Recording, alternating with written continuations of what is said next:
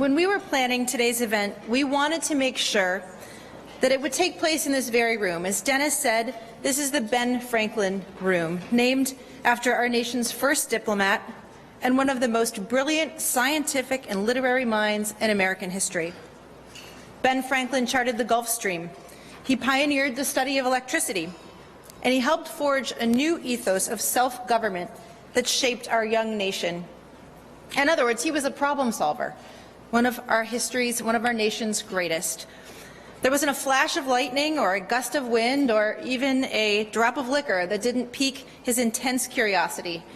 He looked at problems in new ways, not as difficulties over which to despair, but as challenges to be solved.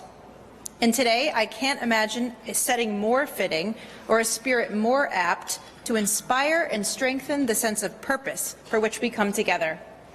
A little over a year ago, I visited a refugee camp near Adana, and I met families who'd lost their homes, children who'd lost their parents, and parents who had lost sons and daughters. I met only a few dozen people that day, but we know there are 16 million people like them who have been affected by the tragedy of the Syrian crisis. As you'll hear this morning, 7 million of them are children, a number almost too difficult to fathom. But these are not just numbers. These are children clinging to stuffed animals whose entire worlds have been crammed into small backpacks hanging from their weary shoulders.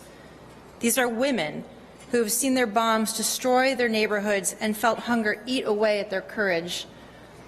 These are men anxious to find safety, a good job, and new beginnings for their families against all odds. Forced to flee their homes, these families hope beyond hope they will find safe places to start over. Thanks in great part to your organizations, many of them have found shelter and a safe place.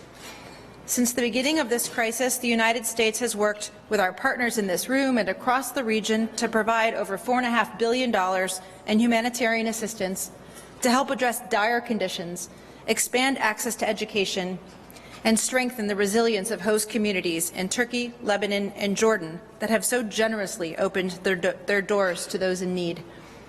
We are incredibly grateful to our friends and partners in Turkey for the leadership and compassion that they have shown in hosting more than 2 million refugees from Syria and thousands of others from around the world.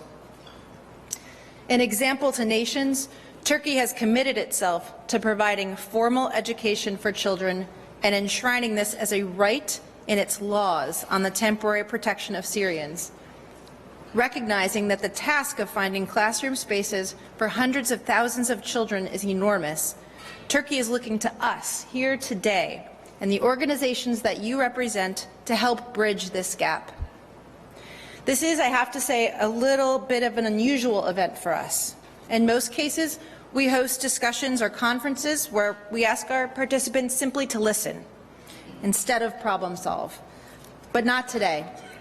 Today we are honored to hear from distinguished speakers who have traveled great distances to help set the stage for this morning's conversation. We'll hear lightning talks from 2 experts who will speak with specificity to the details of the challenges that we must address. And then we'll break into a reception for an informal discussion on the ideas and partnerships we have in mind.